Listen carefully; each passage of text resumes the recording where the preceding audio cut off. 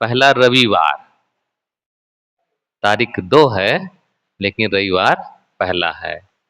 और संतों ने नियम बना रखा है कि भाई माह के पहले रविवार को सत्संग हो, भंडारा हो, और एक निमित्त है किसी तरह संत गुरुजन भक्त लोग मिल करके कुछ ज्ञान की चर्चा करें। और शरीर का भोजन तो रोज रोज हम लोग देते हैं, मन का भी भोजन कुछ हो जाए। मन का भोजन देने का नाम ही सत्संग है। सत्संग में होता क्या है, शरीर का भोजन तो बाद में दिया जाता है, भंडारा होगा तब, लेकिन पहले मन की खुराक दी जाती है कि कैसे मन हमारा अच्छा रहे, अच्छा सोचें, ये सारी बातें, और कैसे मन हमारा अंतरात्मा की तरफ लौटे, ये सब की चर्चा का नाम ही सत्संग है। बाहर तो दौड़ बहुत है और दौड़ने की अपनी सीमा है, कहां तक दौड़ेंगे, अंत में तो लौटना पड़ेगा। कहाँ जाएंगे दौड़ते दौड़ते, दौड़ कभी समाप्त होगी कि नहीं होगी। दौड़त दौड़त दौड़िया जहां तक मन की दौड़, और दौड़ थका मन थिर भया वस्तु ठौर की ठौर। अंत में घूम घाम करके लौटेगा। तो सोने चलते हैं तो अपना अपना अनुभव करिए, मन कहाँ कहाँ दौड़ता है, दौड़ता है कि नहीं दौड़ता है। मेरा तो दौड़ता है, इसलिए बताता हूँ। सोने जाइए तो जो पिछली घटनाएं हुए रहेंगी उसी पर पीछे मन दौड़ता है। कभी दुकान में जाएगा, तो कभी किचन में जाएगा, तो कभी किसानी में जाएगा, कहीं देश विदेश में जाएगा। जाता कि नहीं जाता है, सबका जाता है। जब तक दूसरी जगह जाया रहेगा तब तक नींद नहीं आएगी। नींद कब आती है, जब मन वहां से लौट करके आ जाएगा तभी नींद आती, नहीं तो नींद नहीं आती है। तो इसी सत्संग में ये मन को लौटाने की बात की है। तो कहाँ जाएगा, अंत में दौड़ के तो अपने आप में तो लौट के आएगा। समुद्र में एक जहाज खड़ा था, तो जहाज में कौवा उसके ऊपर बैठ गया। जल जहाज, हवाई जहाज नहीं, जल जहाज। तो जल जहाज में ऊपर जाके बैठ गया। अब वो चलने का उसका समय हो गया, तब वो बैठा रह गया, जहाज चल दिया। अब चल दिया तो बीच समुद्र में पहुंच गए चलते चलते। अब कौवा वहीं बैठा का बैठा रह गया। थोड़ा बहुत उड़ता तो देखता सब तरफ पानी पानी पानी पानी, कहां तक उड़े हो, कोई थल दिखता ही नहीं था। अंत में थक हार करके फिर उसी जहाज में लौट के आता था। ऐसे ही हम लोग का मन है, कहां तक दौड़ेगा, अंत में तो लौट के आना पड़ेगा। कहाँ जाओगे, जन्म लिए हैं तो अंत में मृत्यु में समाना ही पड़ेगा, कहाँ जाएंगे। एक महात्मा जी बैठे थे और ध्यान में बैठे तो एक चोर आया उधर से, और कंबल उसका ऐसे रखा हुआ था, तो कंबल को लेकर के भागा वो चोर। तो संत जान पाए तो वो भी पीछे दौड़ा कि चोर चोर चोर। अब भागते भागते, अब महात्मा कहाँ तक चोर के पीछे दौड़े, कहाँ तक पीछे पाए। अब चोर तो चोरी करने वाला तो अपने जान बचा करके भागता है, कैसे भी उन पकड़ में नहीं आए। तो भागते भागते संत उसके पीछे पीछे थक गए दौड़ते, तो अंत में वहीं रुक करके बैठ गए और चोर भाग गए वहां से।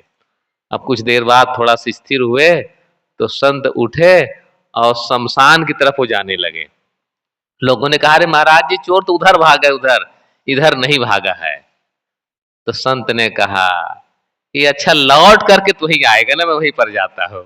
कहाँ जाएगा, लौट कर आज नहीं तो कभी लौट करके आएगा, तो वही मैं बैठे इंतजार करूंगा। शमशान में लौट के आएगा कि नहीं आएगा, सब लोग आते हैं, भले जन्मे कहीं, लेकिन अंत में जब शरीर छूटता है तो लौट के शमशान में ही आना पड़ता है। ऐसे हम लोग का मन है, बहुत भागेगा भागेगा, भागते भागते अंत में लौट के अपनी अंतरात्मा में ही आएगा। और उसी में सुकून है, उसी में शांति है। बाहर सुकून शांति नहीं, वहां पर सुख है, समृद्धि है, थोड़ा सा इंद्रियों की खुजलाहट है, उसी में आनंद मानते हैं। अच्छा खाते खाते हम लोग हाँ आज दाल बड़ी अच्छी बनी, आज लड्डू बड़ा बढ़िया बना, कितने देर के लिए, थोड़ी देर के लिए ना, अंत कितना खाएंगे, अच्छा खाते खाते कितना खाएंगे, उसकी एक सीमा है। तो सीमा है, उसके बाद तो उसको बंद करना ही पड़ेगा, अंत में लौट के आना ही पड़ेगा। ऐसे ही हम लोग का यह अध्यात्म की बात है कि कहाँ तक दौड़ोगे, मन को कहाँ तक दौड़ाओगे? मन को थोड़ा रुकाना भी उसको सिखाओ। जब तक उसको सीख नहीं देंगे और रुकने का अभ्यास नहीं बनाएंगे, तब तक वो थोड़ा थोड़ा दौड़ दौड़ के जाता रहेगा, दौड़ दौड़ के जाता रहेगा। थोड़ा शांत हुआ फिर दौड़ा, फिर शांत हुआ फिर थोड़ा थोड़ा दौड़ा। और ये मन ऐसा है कि ऐसा अभ्यास उसका बन जाता है कि दुख पाते हुए भी उसको फिर से वो करना चाहता है। दुख पाया है लेकिन फिर से उसको ऐसा निमित्त मिल जाता है, फिर से वो उसी में लौट के आना चाहता है। एक संत अभी भी हैं, साल 6 महीना या 8 महीना हो गया, आए थे हमारे आश्रम छत्तीसगढ़ में। तो नेपाल के संत थे। तो उन्होंने कहा, साहब मैं पहले संत के पास नहीं आया था, संतों से प्रेम रखता था, तो मेरे में एक आदत हो गई थी, गंदी आदत, सिगरेट पीने की। इतना सिगरेट पीता, इतना सिगरेट पीता कि हद से ज्यादा। चैन स्मोकर, दिन भर में 60 सिगरेट पीता था। कितना? 60 सिगरेट, 5 दर्जन, 12 पंचे 60 सिगरेट। तो किसी संत के टच में आए, तो संत ने उसको कुछ समझाया बुझाया, उनको थोड़ा रोका, कुछ सावधानियां बताई। तो कई महीने उनके पास रहा, संत के पास कई साल बल्कि रहे।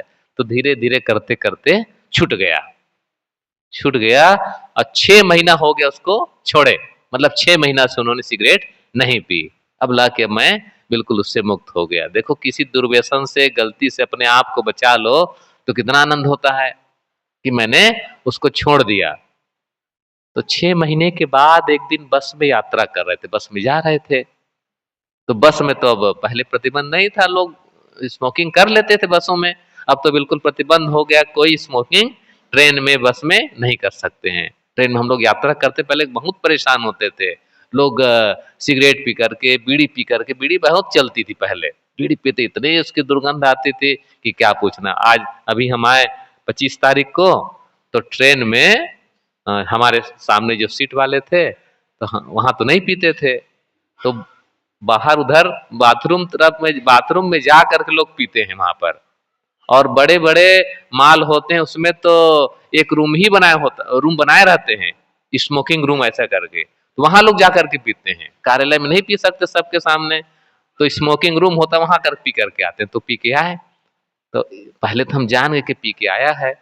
लेकिन अब कुछ आमने सामने बैठे, कुछ बात चर्चा करते, थोड़ा आपसी मेल जोल हो जाता है।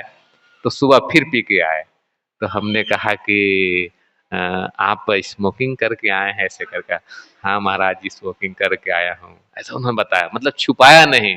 हमने कहा, जब भी आप आते मेरे को पता चल जाता है, भले न कहूँ लेकिन पता चलता ही नहीं चलता है। तो ऐसे वो सिगरेट पीने लगे बस में। तो अब वो 6 महीना का छोड़ा हुआ, पहले भक्त रूप में था। तो बताए आकर के ही हम लोग को कि साहब वो जैसे पिया तो उसकी गंध पूरे बस में फैल गई। अब जैसे फैली मेरे नाकों में आए, तो मेरा भी मन तलब उठा कि मैं भी पीऊं क्या। बताओ, 6 महीने का छोड़ा हुआ। तो बहुत मन को समझा रहे, 6 महीना तू छोड़ा हुआ है, तुम बहुत समझा, लेकिन अच्छा एक तो पी लो, एक तो पी लो। बहुत रोका, बहुत रोका, बस से उतरा तो अपने मन को संभाला, एक तो पी लो। तो दुकान में गया, एक सिगरेट लेकर के पी लिया। अब जहां पिया, तो ऐसे फिर इच्छा चल रही, दूसरा खरीद करके पिया, फिर पूरा पैकेट। ऐसे करते फिर चालू हो गया 60 सिगरेट फिर से पीने का। बताइए, 6 महीने का छोड़ा हुआ जो छोड़ चुका था, वो फिर से किसी का निमित्त केवल धुआं पाया, और धुआं पा करके फिर से वो पीने लगा। ऐसी आदत है, एक बार आदत पड़ जाती है तो बिना सत अभ्यास के, बिना सदमार्ग के वो जल्दी छूटता नहीं है। उनको फिर दूसरे संत से मिले, बड़े अच्छे संत थे। तो उनसे कहे कि गुरु जी क्या बताऊं, मैं 6 महीना का छोड़ा हुआ, अब फिर से मैं फिसल गया, मैं इतना परेशान हूं लेकिन फिर भी छोड़ नहीं पाता हूं। तो संत ने कहा, ऐसे नहीं छूटेगा। 60 सिगरेट पीते हो तो 60 सिगरेट कितने का आता होगा? एक तो 10 रुपए का आता होगा मेरे ख्याल से, उससे है, मैं तो नहीं जानता कितने का आता होगा। 10 10 रुपए का तो कम से कम आता होगा। तो 60 सिगरेट कितने का हो गया? 600 रुपये का, एक दिन का, है ना? 600 रुपया एक दिन का। तो महीने भर का कितना हो गया? 6 1800, है ना? 1800 रुपये का हो गया, लगभग 2000 है। 18,000 का हो गया, बताइए। तो संत ने कहा 1 महीना का खर्चा तुमको एक ही दिन कर देना पड़ेगा, तब तुम्हारा छूट जाएगा। तो कहा कि गुरु जी कर देंगे, लेकिन मेरा छूट जाए। तो कहा अच्छा ठीक है, प्रण करा दिए उसे कि 1 महीना जितना तुम सिगरेट पीते हो महीने भर का खर्चे का, तो जो है एक ही दिन तुम खर्च कर दो। हाँ बिल्कुल करेंगे महाराज जी। तो कहे वो रुपया लाओ, रुपया महीने भर का जमा करके जमा करा लिए, और उससे काजू बादाम पिस्ता खरीद लिए।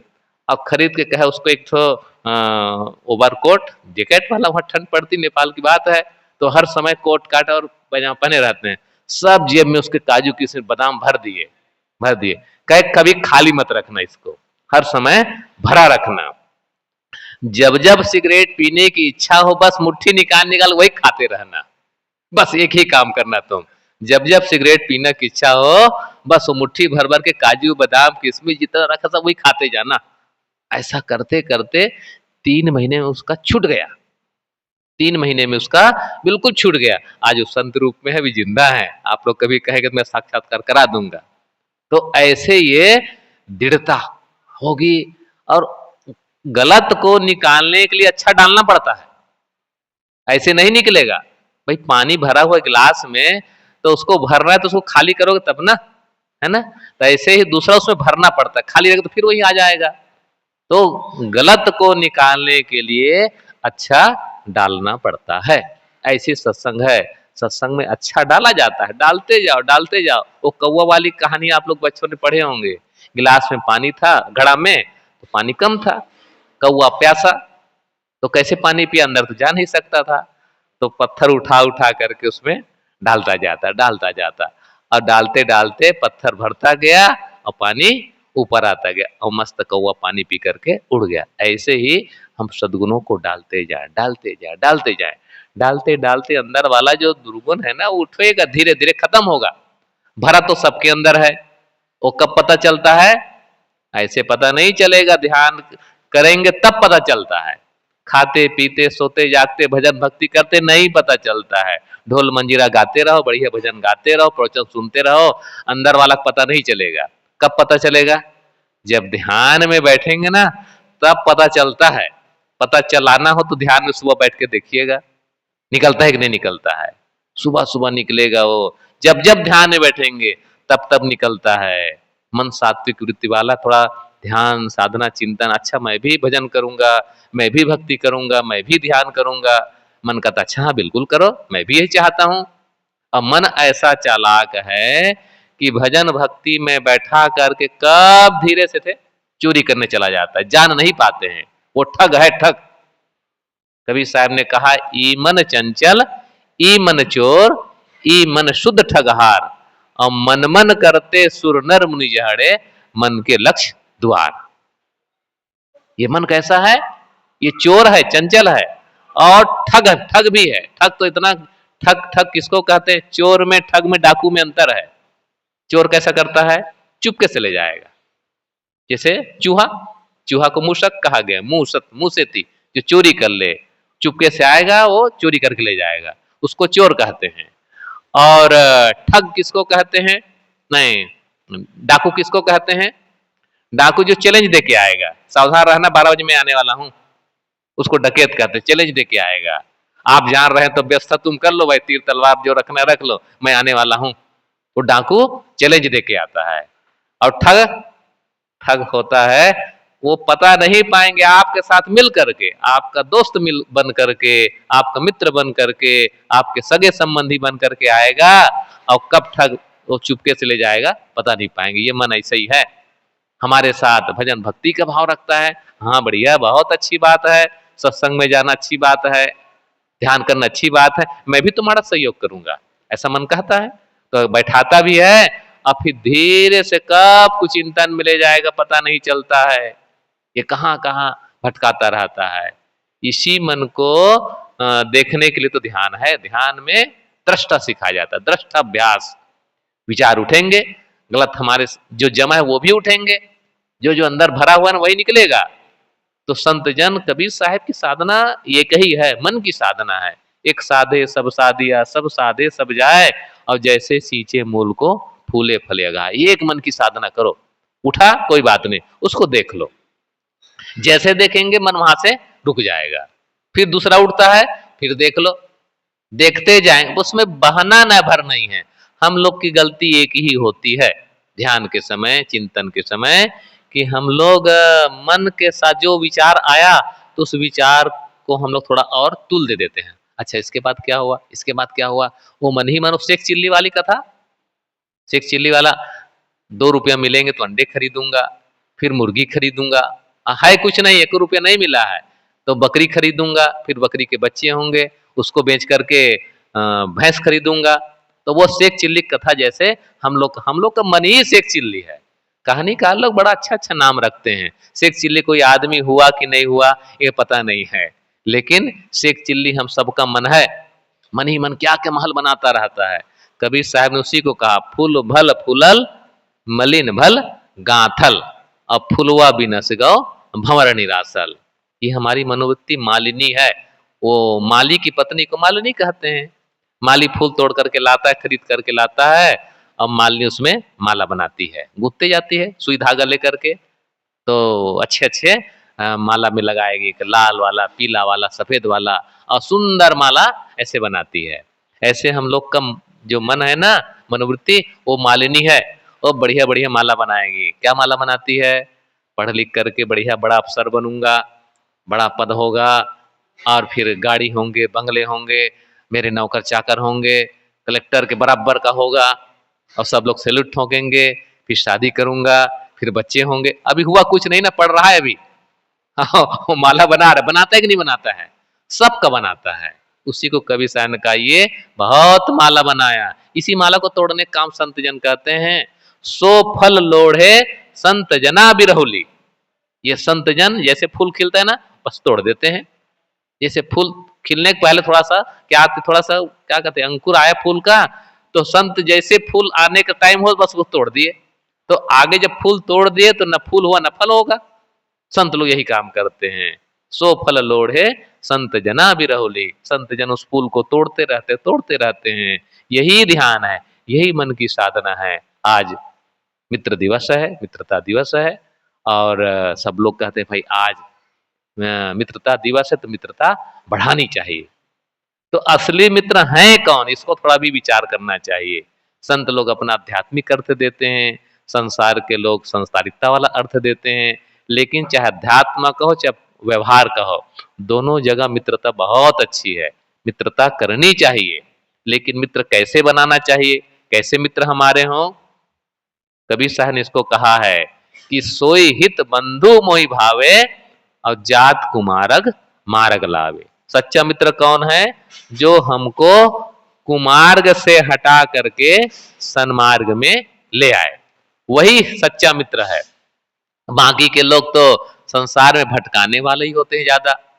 व्यवहारिकता की दृष्टि से देखा जाए तो मित्र उसको कहना चाहिए, मित्रता का वह गुण है जो सुख में और दुख में दोनों में आपका साथ निभाए।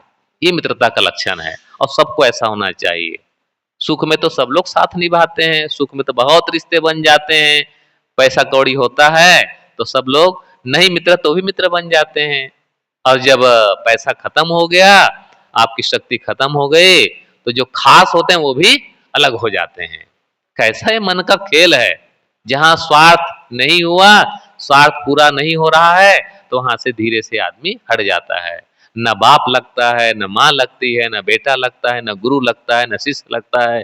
स्वार्थ पूरा नहीं हुआ तो फिर वहां से अलग हो जाते हैं। ये मित्रता नहीं है। मित्रता उसको कहना चाहिए जो सुख में, दुख में, हानि में, लाभ में सब समय उसकी सहायता करे। और मित्र उसको, मित्रता का दूसरा लक्षण है कि अपने मित्र के सद्गुणों की चर्चा करे, गुणों की चर्चा करे, उसका दोष न बतावे। मित्र हमारा है, अगर कुछ दुर्व्यसन, शराब पीता है, शराब पीता है, हम जानते हैं कि मित्र शराब पीता है, कुछ और भी गंदी आदत है, लेकिन दूसरे की सहायता भी करता है, जरूरत पड़ेगी तो सिर्फ पैसा दे देगा, और भी सहायता कर देगा, ऑफिस में कुछ सहायता कर देगा। तो मित्र की बात बताना हो तो आप क्या बात बताएंगे, क्या बताएंगे, ये शराब पीता है ऐसा बताएंगे, नहीं बताएं, क्या बताएंगे, वो लोगों की सहायता करता है, दूसरे का हेल्प करता है, ये तो बात बताएंगे ना। तो यही मित्रता का लक्षण है, उनकी अच्छी बातों को प्रचारित करना, अच्छी बातों को बताना। और जो दुर्गुणों की राह है, गलत रास्ता है, उससे हटा करके सन्मार्ग अलग से समझाएगा उसको कि देखो भैया ठीक नहीं है ये। मित्र ही है जो उसकी खरी खोटी बात को सामने रख देगा, उसको तो भय नहीं रहता है, तो वो क्योंकि मित्र हमारा है, उसकी गलत बातों को भी बताएगा कि देखो तुम गलती करते हो, इसको छोड़ दो। लेकिन दूसरे के सामने नहीं कहेगा हमारे मित्र में ये कमी है, उसको अच्छी बात बताएगा। तो जो गलत के तरफ से मोड़ करके सन्मार्ग में ले आए, वो उसको भी मित्र कहा गया, और ये मित्रता के लक्षण है। और तीसरी बात है कि मित्र जो होता है तो हानि में, लाभ में, सुख में, दुख में सब समय उसके साथ खड़ा होता है। और हर मनुष्य के 3 मित्र होते हैं, हर मनुष्य के 3 मित्र, व्यवहार में भी और अध्यात्म में भी। व्यवहार की दृष्टि से देखा जाए तो आदमी के 3 मित्र कौन है? सबसे पहला मित्र है धन, दूसरा मित्र है परिवार, और तीसरा मित्र है धर्म। ये 3 मित्र हैं। तो सबसे ज्यादा आदमी प्रेम किससे करता है? धन से प्रेम करता है। धन के कारण ही तो अपने माता पिता को भी मार देता है, और महंत बनने के लिए गुरु को भी मार देता है। तो धन ज्यादा प्रिय हो गया ना, तो धन से ज्यादा मित्रता रखेगा। फिर दूसरे नंबर पर परिवार उसका है। लेकिन अध्यात्म को तो बहुत दूर, जब बहुत संकट आएगा ना, तब कहेंगे चलो गुरु जी के पास चलते हैं, हमारा समाधान कर देवे। कबीर साहब ने इसी को कहा, दुख में सुमिरन सब करे, सुख में करे न कोय, और जो सुख में सुमिरन करे तो दुख काहे को होए। तो 3 मित्रों में सबसे ज्यादा प्रेम धन से, दूसरे नंबर पर परिवार से, और अंतिम में तब गए साधु से, गुरु से, धर्म से, मंदिर से, मस्जिद से, तो तीसरे नंबर पर है। कबीर साहब ने कहा जो तीसरे से प्रेम करेगा तो उसको दुख होगा ही नहीं है। तो ये व्यवहार का ये मित्रता है। लेकिन कबीर साहब ने अध्यात्म की जो 3 मित्र है वो बहुत महत्वपूर्ण है। कबीर साहब ने एक दोहा कहा है, संत सगा और गुरु सगा, संत सगा और गुरु सगा, अंत सगा है राम, और कहीं कबीर इस जीव को 3 ठौर विश्राम। ये मनुष्य के संत ही सगा हैं, संत ही असली सगा हैं, और बाहर के जितने सगे संबंधी हैं ये तो स्वार्थ वाले हैं। स्वार्थ की पूर्ति नहीं होगी तो कब अलग हो जाएंगे कोई उसका पता नहीं है। तो संत सगा, और गुरु हमारे सगा हैं, क्योंकि गुरु हमको सन्मार्ग की बात बताते, अच्छा रास्ता बताते हैं कि नेक रास्ता पर चलो, तुम्हारा मन अच्छा रहेगा, तुम्हारा स्वास्थ्य अच्छा रहेगा, और तुम्हारा परिवार की स्थिति भी अच्छी रहेगी। तो हमारे गुरु बताते हैं, और सबको गुरु करना चाहिए, सबको गुरु करना चाहिए। चाहे व्यवहारिक जीवन जीने वाले हों, चाहे आध्यात्मिक जीवन जीने वाले हों, सबको अपना अपना एक गुरु परमानेंट रखना चाहिए। जिसको फैमिली डॉक्टर जैसे बनाते हैं ना, वैसे फैमिली गुरु भी बना कर रखना चाहिए।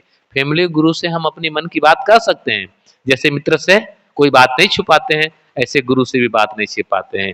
क्योंकि गुरु कभी दूसरे को बात नहीं बताएगा, आपके अंतरतम की जो बात उसको आप भले कह देंगे, लेकिन दूसरों के सामने प्रकट नहीं करेगा। इसलिए दोस्त, असली दोस्त तो सदगुरु और संत होते हैं। और कबीर साहब ने कहा अंत सगा है राम, अंत में तो राम ही सगा है। बाहर का जो सगा संबंधी होंगे, गुरु भी होंगे, तो गुरु का भी शरीर छूट जाता है, सबका शरीर छूटता है, उनका ज्ञान नहीं मरता है। लेकिन जिस शरीर को हम गुरु मानते हैं उनका शरीर भी एक दिन पूरा होता है। तो अंततः अपनी अंतरात्मा ही असली सगा है, उसमें प्रेम करो, उसमें ध्यान लगाओ, उसमें चिंतन करो। बाहर की भाग दौड़ से लौट करके आओगे तो अपनी अंतरात्मा में ही लौट करके आना होता है। तो ये मित्रता का असली वेद है, और मित्रता के भेद को जान करके वैसे मित्रता का व्यवहार करें। मैंने कुछ बातें कही, आप सबको बहुत बहुत धन्यवाद जो हमारी बातों को आपने बड़े धैर्य से सुना। साहिब बंदगी साहिब। अभी हम सब श्री साहिब जी के बहुत सुंदर